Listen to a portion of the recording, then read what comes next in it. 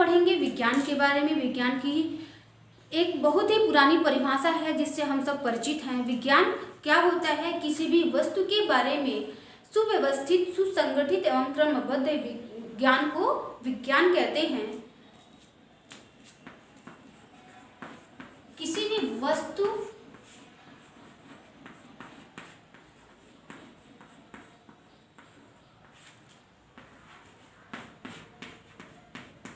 बारे में, किसी भी वस्तु के बारे में सुव्यवस्थित, सुसंगठित एवं क्रमबद्ध ज्ञान को विज्ञान कहते हैं।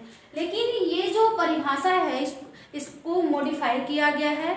एग्जैक्टली क्या किया गया है? दूसरे तरीके से बताया गया है इसी परिभाषा को। यहाँ पे किसी भी वस्तु के जगह पे क्या हो गया है?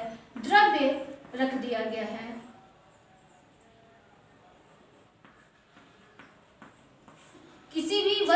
किसी भी द्रव्य के बारे में सुव्यवस्थित, सुसंगठित एवं क्रमबद्ध ज्ञान को विज्ञान कहते हैं। अब आप सोचते होंगे कि यहाँ पे वस्तु के स्थान पे ये द्रव्य क्यों रखा गया है?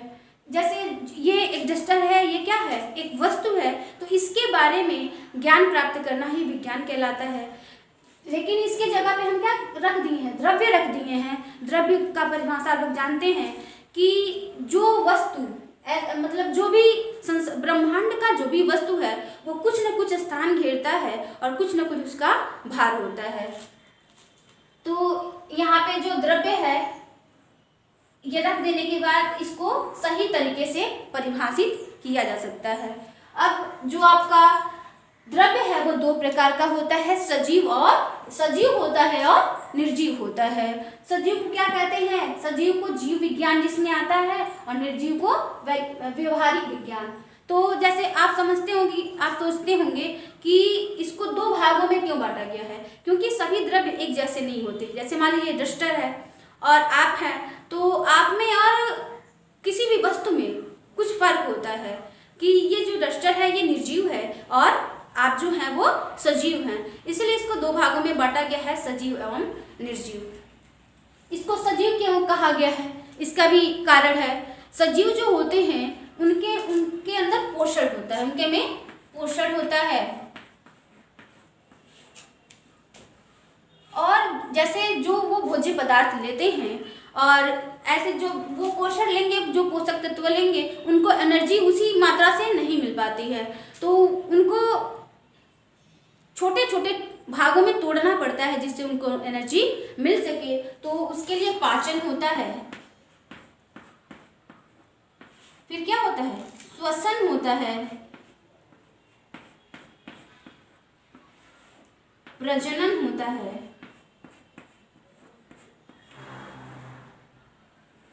और उत्सर्जन होता है। जो सजीव होते हैं उनके अंदर ये क्रियाएं होती हैं और जो निर्जीव होते हैं उनके अंदर ये क्रियाएं नहीं होती हैं। इसी को देखकर हम ये अंदाजा लगा सकते हैं कि कौन सी वस्तुएं सजीव हैं और कौन निर्जीव हैं। तो जो सजीव में भी दो प्रकार के आते हैं, एक जीव जंतु हो गए और एक हो गए पेड़ पौधे, वनस्पतियां हो गई। तो क्या होता है? अब ये है वनस्पति, जंतु, ये दो भागों में बढ़ जाता है, जंतु और वनस्पति।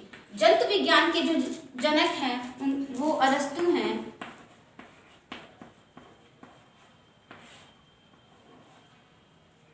और वनस्पति विज्ञान के थियोफ्रेस्टस।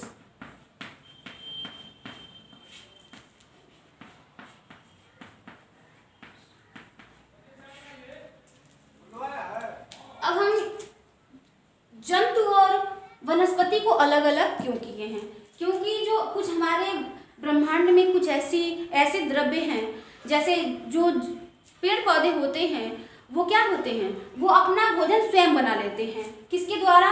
जैसे उनके अंदर एक पिगमेंट होता है, क्लोरोफिल होता है और उसी के चलते क्या होता है? जो क्लोरोफिल होता है वो सूर्य के प्रकाश को एब्जॉर्ब कर लेता है और वहाँ पे क्या होता है? एक प्रक्रिया होती है, फोटोसिंथेसिस की प्रक्रिया होती है और उसके माध्यम से वो अपना भोजन, ग्लूकोज का निर्माण कर लेते हैं। और हम क्या करते हैं? जो जंतु होते हैं वो स्वयं ग्लूकोज का निर्माण नहीं कर सकते क्योंकि हमारे अंदर क्लोरोफिल नहीं होता है।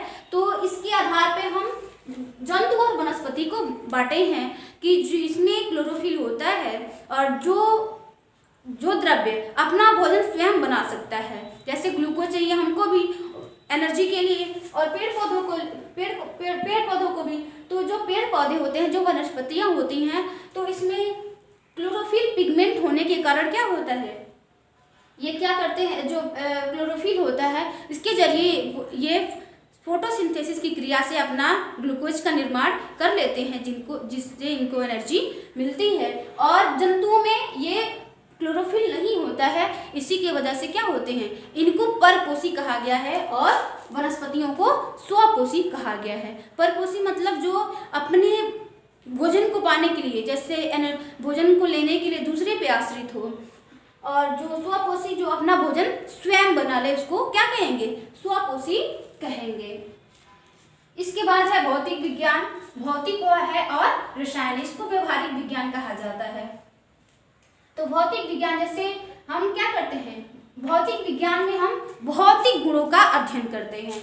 और भौतिक विज्ञान के जनक किसको माना जाता है, न्यूटन को। और आधुनिक जनक, भौतिक विज्ञान के आधुनिक जनक हैं आइंस्टीन।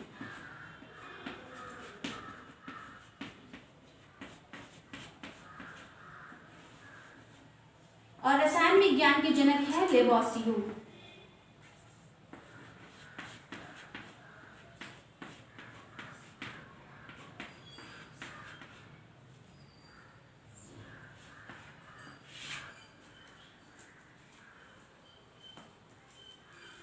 जैसे हम अपने व्यवहार में ये देखते हैं कि जिसमें भौतिक गुणों का अध्ययन किया जाता है वो भौतिक विज्ञान, और जिसमें रासायनिक गुणों का अध्ययन किया जाता है उसे रसायन विज्ञान कहते हैं। जैसे आप एक गिलास में पानी लेंगे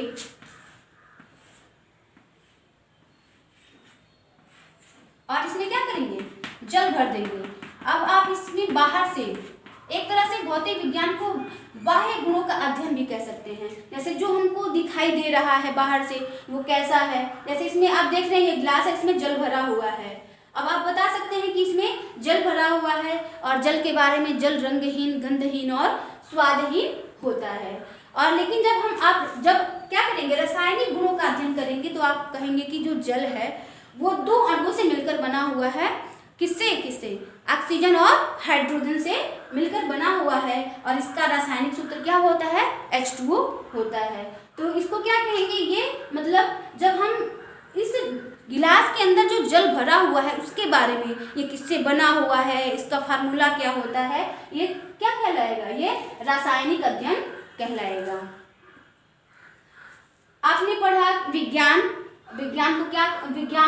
का जो परिभाषा है, जो पुरानी परिभाषा थी उसको मॉडिफाई किया गया है।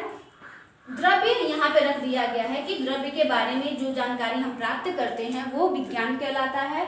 फिर विज्ञान दो प्रकार का होता है, सजीव होता है और निर्जीव। जो द्रव्य होते हैं वो दो प्रकार के होते हैं, सजीव और निर्जीव।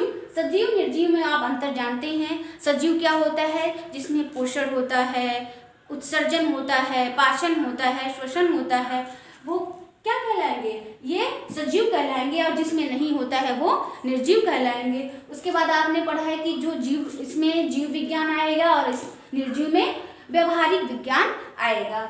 जीव विज्ञान क्यों कहा गया है कि क्योंकि जो जीव जंतु होते हैं, वनस्पतियां होती हैं, उसमें वृद्धि होता है, विकास होता है, इसीलिए इसको जीव विज्ञान में रखा गया है। फिर आपने पढ़ा है कि जंतु और वनस्पति क्या होता है, जैसे क्यों जंतु वनस्पति को अलग अलग किया गया है, क्योंकि वनस्पतियों में क्लोरोफिल होता है और क्लोरोफिल के माध्यम से वो अपना भोजन स्वयं फोटोसिंथेसिस की क्रिया से बना लेते हैं, इसीलिए जंतु और वनस्पति को अलग किया गया है। फिर आप क्या पढ़े हैं, व्यवहारिक विज्ञान क्या कहलाता है, जैसे ऐसा विज्ञान जो हमारे व्यवहार में आता है। इसमें भौतिक और रसायन दो प्रकार के विज्ञान आते हैं। भौतिक में जिसमें हम क्या करते हैं, किसी भी द्रव्य के बाह्य गुणों के बारे में अध्ययन करते हैं, या क्या कहेंगे, भौतिक गुणों के बारे में अध्ययन करना ही भौतिक विज्ञान कहलाता है। और फिर रसायन विज्ञान क्या होता है, किसी भी द्रव्य के रासायनिक गुणों का अध्ययन करना ही क्या कहलाता है,